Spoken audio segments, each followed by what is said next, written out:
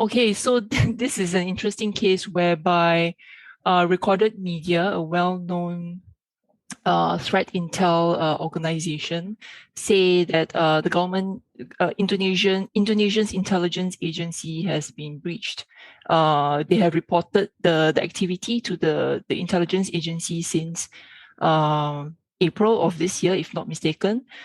And they also recently publicly came out with an article with a little bit more details of when they informed this intelligence agency of the breaches that happened, the activity which they observed. But to this day, the intelligence agency, BIN, or Badan Intelijen Negara, insists that there's no such thing has happened. So yeah, interesting.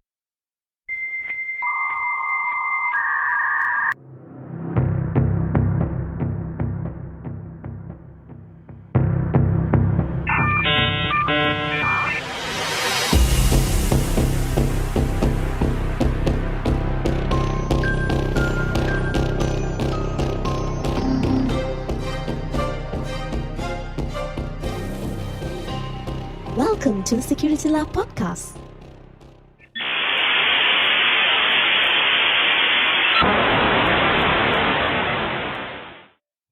I'm going to jump in and put some timeline into perspective. This attribution was done by INSICT Group. INSICT Group is the research and development arm of Recorded Future. Recorded Future is an organization that specializes in cyber threat intelligence. They've been around for some time. I have personally worked with them in a professional capacity, so I take what they say in a very serious note. So, in April, Recorded Future and the INSICT Group discovered the intrusion. They tracked IP addresses originating from Indonesian government agencies, including their intelligence agency named Badan Intelijen Negara. So to give you a context, they are like the CIA of Indonesia.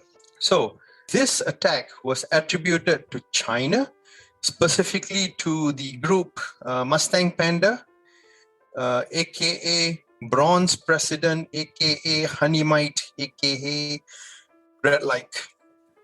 So they have been attributed to China, so which means that it is confirmed with between medium to high certainty that this is an activity coming from a China nation state actor. The breach was seen affecting 10 Indonesian government ministries, including Badan Intelijen Negara. A bit of timeline. In April, they discovered the issue. They notified the Indonesian government in June and July.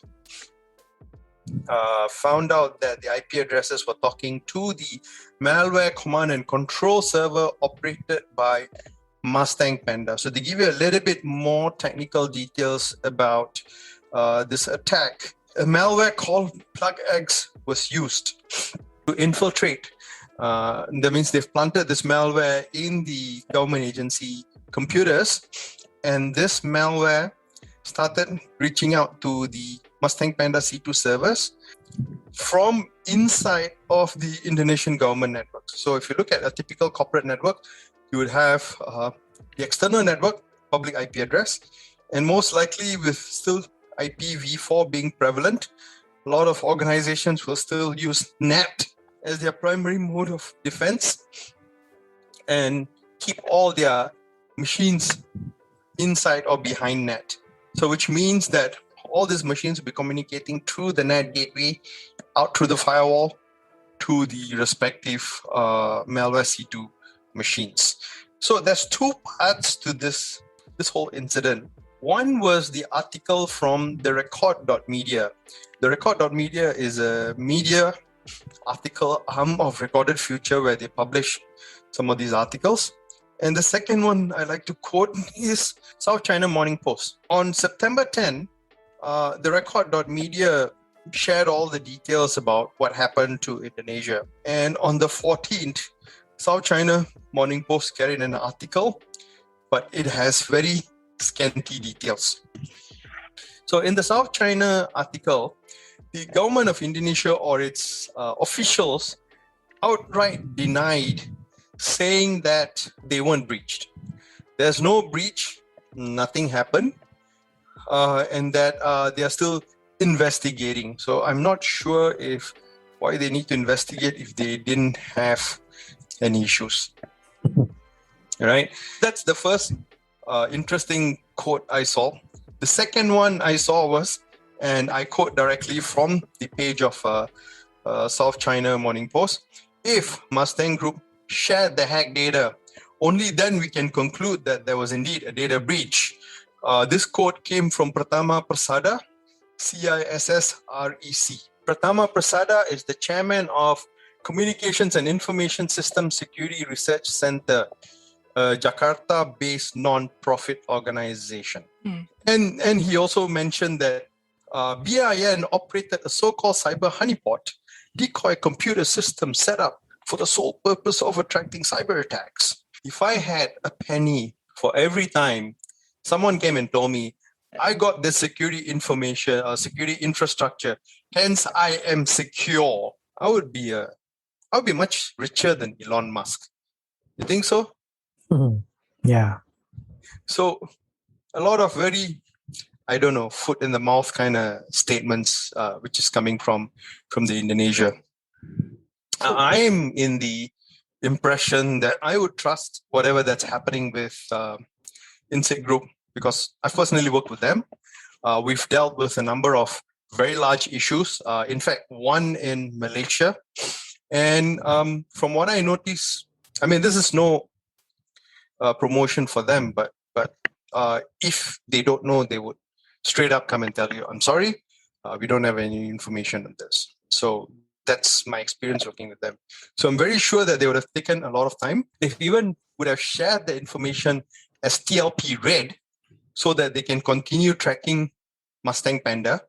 Imagine if the C2 IOCs were out, it's considered burnt. They won't have any more visibilities into whom else Mustang Panda is actually targeting. All this information would have been shared with TLP rate so that it doesn't go out to anyone. And I'm not sure what exactly has been done by the Indonesian government agencies. It'll be interesting to see if they actually come up with a thorough case study. But this is what I noticed, and please correct me if I'm wrong. I noticed this pattern recurring around Southeast Asia, not so much Singapore, but primarily other countries in Southeast Asia. By default, the first thing we do, we deny. We get everyone in the room, just deny the whole thing. Let's just put it out up front and say it didn't happen. Sorry, Sky. Or they say that no important data is leaked. Yeah.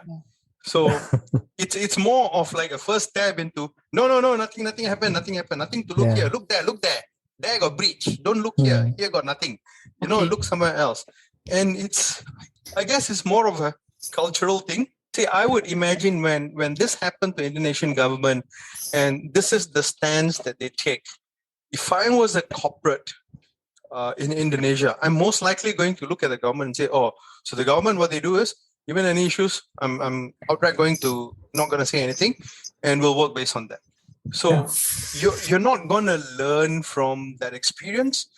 And, that's why I like the Singtel's, they had a healthcare issue, was hacked, and CSA Singapore released a huge detailed article, and I had a chat with CSA Singapore, and they were like, we want to help to secure everyone and not just us. So the stance of sharing information was something very crucial. And I found that the level of detail they got into that report was just amazing.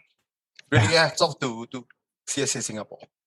And I really hope around the region they start practicing this meaningful information sharing. Okay. I know I've got a question for the experts in the room. Intelligence agencies, what exactly do they do? And in your opinions, in your respective opinions, who do you think should be worried about this breach, this hack which has happened, or which BIN says has not happened? So the first thing is, what do agencies such as this do? They spy on others, they collect intelligence, They do reports. They share these very highly redacted, highly sensitive report to their line of command up. So guess what happens now? I mean, I'm going to quote China because we're referring to this particular incident.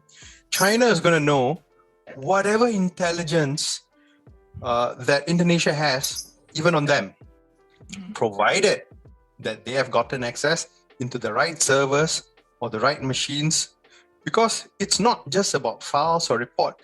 It can even be emails. I mean, imagine if you have emails coming in, going out. Oh, we track Mustang Panda. We have 4 of the IP addresses. Attached are the IP addresses. Guess what? Mustang Panda knows you're onto them. They know what exactly IP addresses you know. So they can set it up as a decoy, let it run, or migrate their stuff into a new set of C2s. So essentially, whatever hard work you've put in is gone. But that's from a cyber perspective. I see. You also have within the regions, terrorist organizations, like right now with Taliban taking over Afghanistan, there's a lot of questions of what's going to happen. Will it be the next incubator for terrorism within the region? Or will it be a sign of peace, prosperity, and a different outlook of Islam as a religion for whatever that has happened in Afghanistan so long?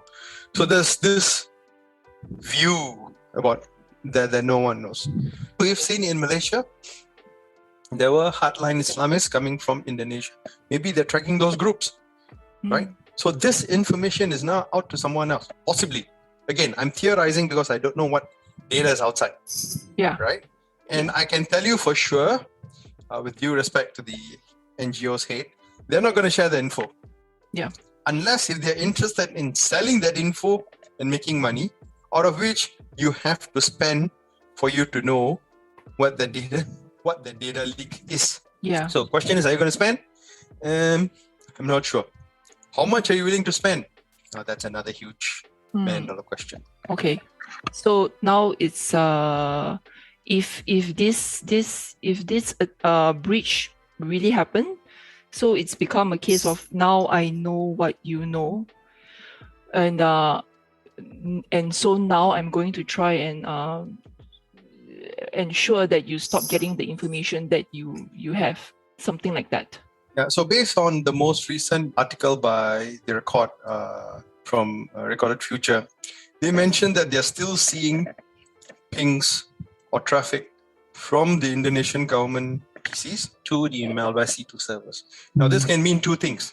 Number 1, the government is intentionally leaving it open so that they can see what activity is being done by this threat actor, or they really have not cleaned it up.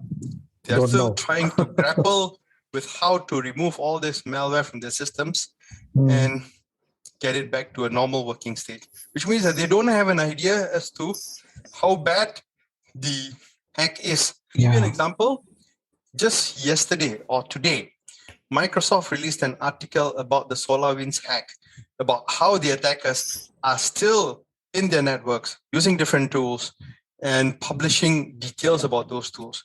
And this was when? Last year.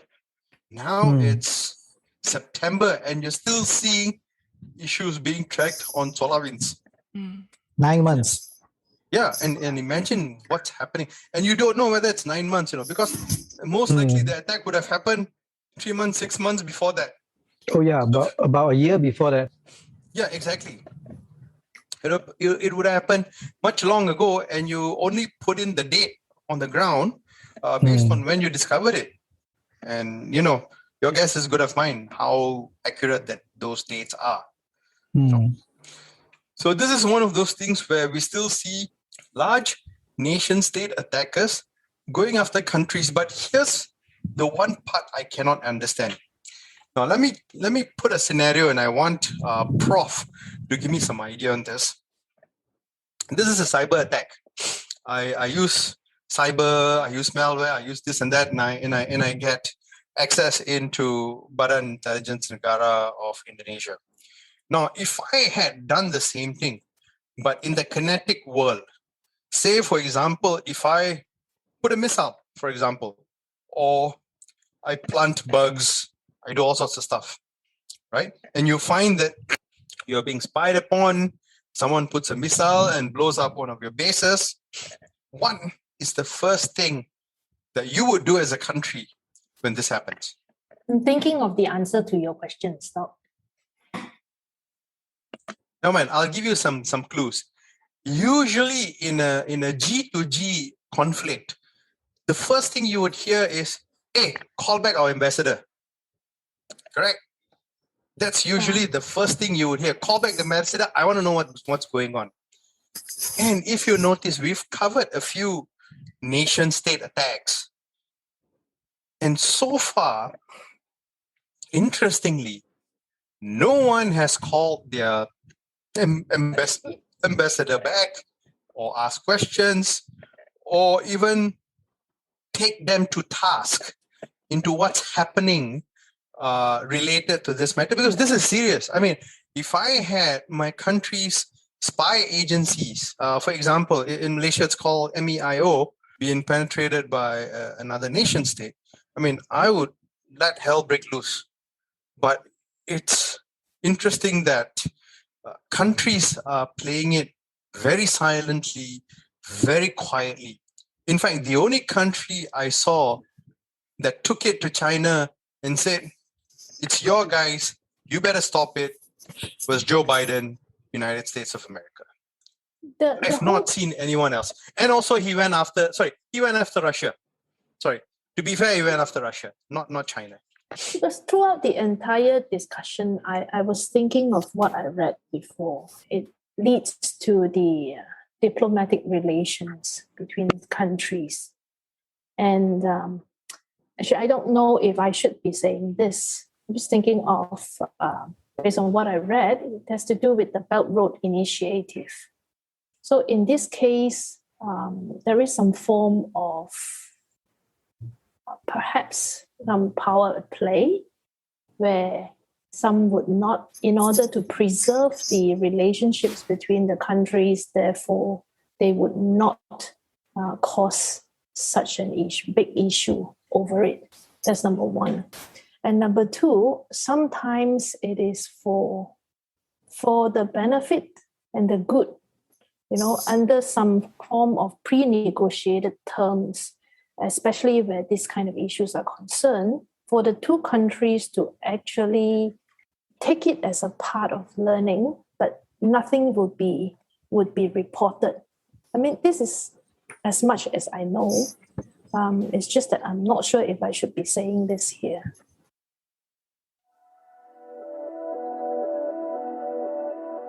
Enjoying the show so far? Subscribe now so that you don't miss out on the latest episode. We are available on Spotify, Apple Podcasts, Google Podcasts, and many other platforms. Visit podcast.securitylaw.asia to get the links to subscribe. Actually, the article mentioned exactly what you're saying. If China is confirmed to be behind all this, the Indonesian Foreign and Defense Ministry should nicely ask Beijing 3 questions. What do they want from us? Why do you treat us like this? And whether you want us to be your enemy or friend. Oh, that's a perfect description of how diplomacy should be. Because end of the day, yeah, if I'm being nice to you, but you're not being nice to me, then the question is, what is it that you're doing? Because we don't want to go into a cyber Cold War, right? But it seems right now it is a cyber Cold War. And we are seeing threat actors being bold, and threat actors are going after everyone and anyone, irrespective of whether you're the barbershop that has a POS system or you're an intelligence agency that has such valuable information. So it's really interesting that the perspective taken by government agencies on how they handle this from a diplomacy perspective is, I can't understand it, to be honest. And I'm not sure whether there are other issues at play, like what you rightfully said, Prof. and Sky. There may be other issues at play. There may be other initiatives or stuff. But I'm very sure a sovereign country such as Indonesia is not going to bow down while someone just takes a pot shot at your sovereignty. And for me, if you ask me, that's really bad, right? Because end of the day, if there's no action stemming from this, then it's going to create the impression, Indonesia, don't worry about them, they're not going to say anything, just go and hack away. That's the impression that you're going to get, and they're going to be facing with increased number of attacks and not decreased number of attacks, because they've not taken a bold stance. In fact, if you read that article by South China Morning Post, everything is just denying, say, no, we didn't have anything, nope, nothing happened, everything is fine, I don't know what you're talking about, we don't know if this thing is true or not, please don't spread rumors. In fact, the word rumor was used. And yeah, and it's going to be interesting to see how this is going to pan out to be, because I don't think these attacks are going to stop, and I don't think they'll be the only groups that's going to attack them. And if they're already a group having foothold, I'm not sure how many other groups may have foothold. If it's not being tracked by any cybersecurity organizations, you have a C2 that's undiscovered, no one knows what the hell's going on, then you don't know. Well, we know about this because Recorded Future identified the C2 IP address and was able to pinpoint the IPs that were connecting to this C2. So they know it's a real and legit incident. Actually, So yeah. I had a privilege of looking at a solution just a couple of days ago. We don't even need to be inside the network to see the connectivity between your servers and the C2 machines. These guys were from the Middle East, and they were showing us the ability of the solution to identify compromised email addresses belonging to the organization that came with username and password that you can log into using your Outlook Web Access or even Office 365. And we could actually see exactly where your servers are connecting to and whether you have any vulnerabilities on your server itself, on your web URL, and also your APIs, because it's very easy to look at the codes of a website. You just have to, what's that word? Right click and then View source. View source, and you can actually modify the code. So the whole thing is, it is as easy as that. And when the demo was done to show, it actually tells me how much information we can actually get. We can identify that there were chatters talking about the VIPs of the organization. We could identify the email address that was shown in the dark web or the deep web, right, on sale in a list. So if you go to that paste bin, the list, and you can search for the URL or the domain, you can actually find the number of email that came from your domain that is already inside the list. So there are already a lot of information out there in the deep web and the dark web. So PSA for everyone, always use two-factor or multi-factor authentication to thwart this kind of attacks. Yeah. So like I told you guys, I don't know whether I told you guys, I think I told the audience when I was doing some presentation, I had a login. I think I was talking to you guys, right? Yep, I had a login from London. Can you imagine, on my Netflix? And because of the two-factor, I know that there was one, and I immediately went in and did what I need to do. So yeah, you gotta, and maybe later we need to talk about MARC, some policies and controls to identify who you are in terms of logging credentials and all that.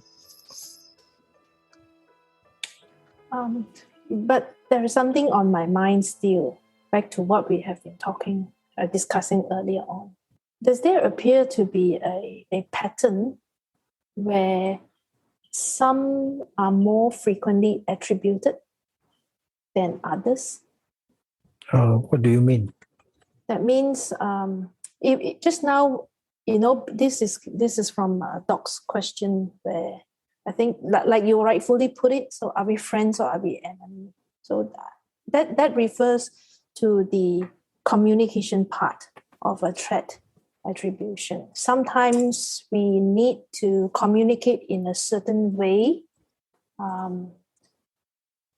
to protect and shape future interactions, okay, so that we can collaborate. But if you look at it on the flip side of the coin, there are times where certain actors are being attributed more compared to others. You get what I mean? Like, I get where you're coming from. Instead of protecting, but it's more of putting something out there to make it look bad, quote and unquote. I get what you're saying. Yeah. I perfectly understand.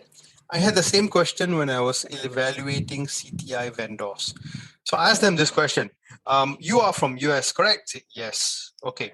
Then what gives me the comfort that you will not suppress any IOCs belonging to US threat actors?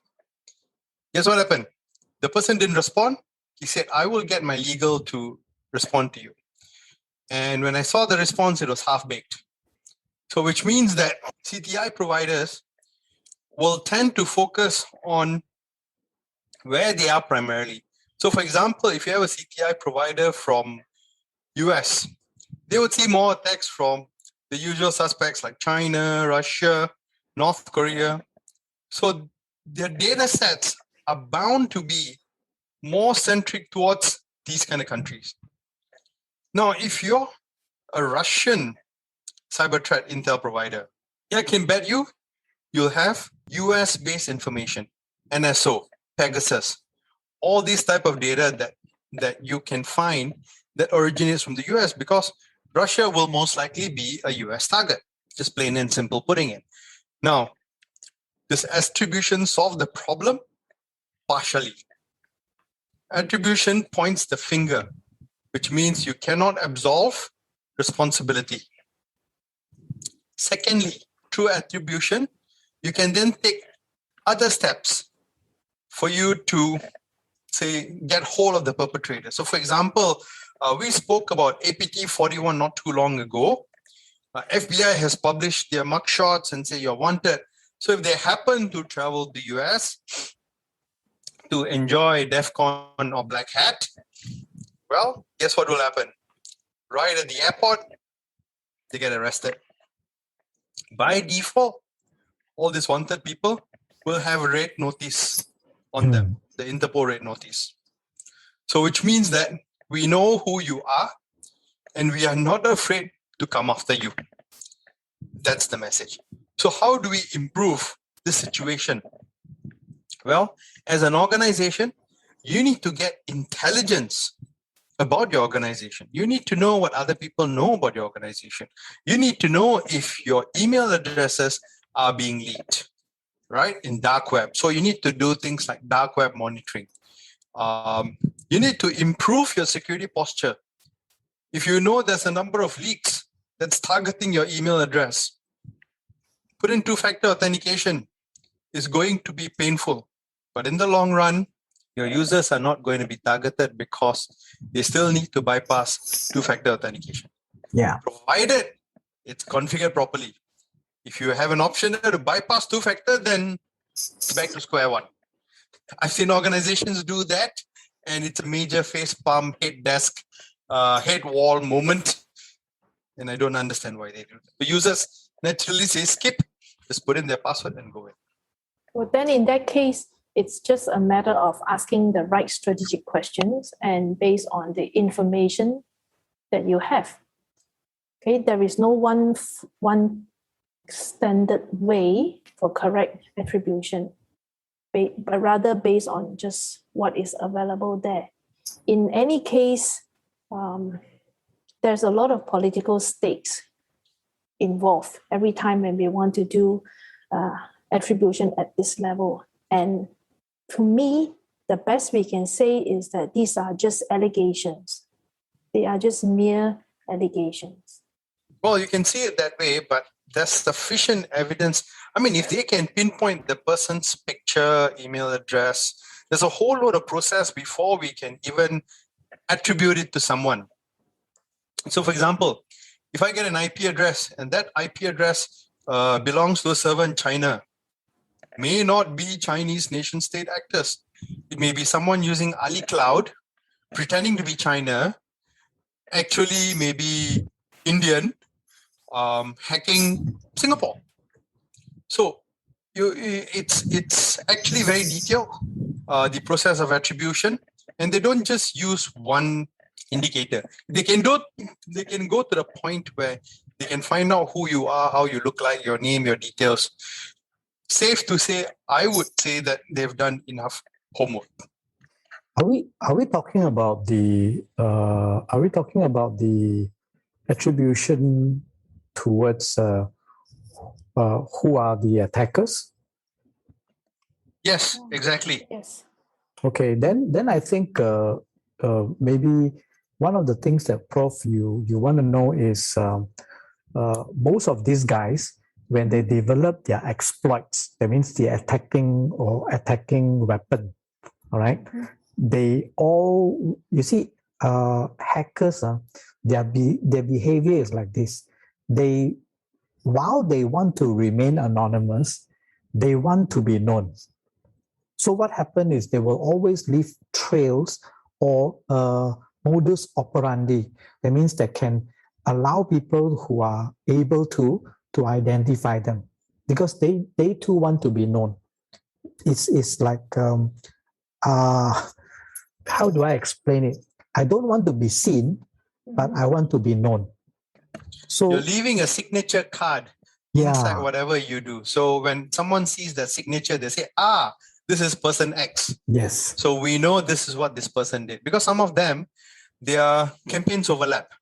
So they have multiple campaigns. Some is exfiltrate data, like APT41. We had a lengthy discussion on APT41. Exfiltrate data, get whatever data. And in other campaigns, they're trying to make money because they need to fund their campaigns, especially threat actors from North Korea who's not so well funded. So they'll be looking at opportunities to make money. So there's going to be a cross between the campaigns. I get where you're coming from. I think attribution, we can talk about it from an internal technical perspective, or we can also look at it from a broader outer perspective, which we have done in both cases. But where the internal technical perspectives are concerned, I guess what I am questioning and what I'm still, held at that point is that data can be poisoned. So to what extent can we trust this kind of data? The only way you can trust the data is to see where it came from, and the data origins actually say, yes, this is ours or not ours. That's the only thing we can do. So we've had a lengthy discussion about the intelligence agency leak. So I guess we've gone through almost all of the bases that we had on this attack, and we are surely going to hear more about this. So thank you for listening in.